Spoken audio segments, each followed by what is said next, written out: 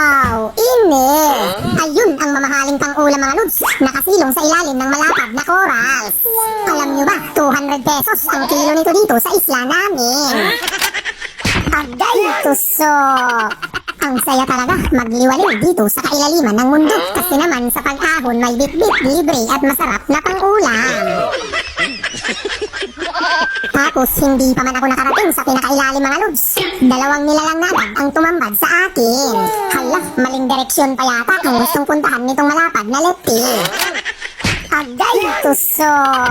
Ano, nakikita niyo naman mga lods, first class na pang tinola ito. Kaya naman, ang mahiwagang swat out mula dito sa Sikat TV ay para sa'yo. Idol Jomel Verano from Castilleros, Zambales.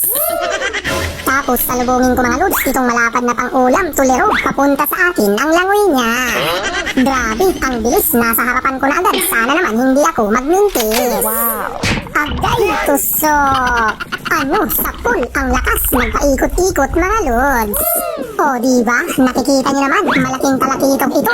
Kaya naman, jackpot! Tapos talaga namang mahiwaga dito sa kailaliman ng mundo mga lods. Ano, nakikita niyo naman itong napakalaking tagi, napakabait lang din. Parang gusto niya magpakitang gilas, mag-acrobatic sa harapan ko. Sabayan ko na lang siya sa paglangoy mga lods, baka may madaanan kami masarap na pang-ulam. May kakaiba lang ngayon dito sa spot dahil wala yung malalaking bato.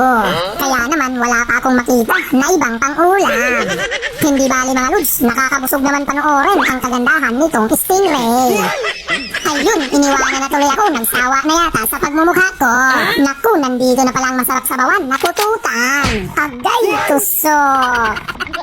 Kaya naman, ang mahiwagang swat out mula dito sa Sikat TV ay para sa'yo. Idol Lito Amores from Cebu City. Tapos may napakalaking barakuda mga lods. Ang problema, ang bilis lumangoy. Ano, nakikita niyo naman, parang ayaw pahuli ng buhay. Kaya naman pag naabutan ko ito, jackpot. Ayan, mukhang napagod na yata mga lods. Kunti na lang talaga, mapipitikan ko na siya. Sobrang sarap pa naman ito sa inihaw. Naku, biglang humataw. Iniwanan na naman ako. Ayun, mabuti na lang may nakadapa. Emperor na isda. Masarap ito sa tinula. Agay, tuso! Ang galing talaga mga lods. Akala ko aahon akong lumaan. Mabuti na lang may pangsabaw na nadaanan. Tapos pagkalubog ko nga uli dito sa kailaliman ng mundo mga lods, bumulaga na agad itong napakalaking bato na mayroong kuweba sa ilalim. Ano, nakikita niyo naman, nandito rin nakatambay ang malapad na hita na mukhang isda. Agay, tuso! Panalo mga lods dahil napakasarap nito sa inihaw.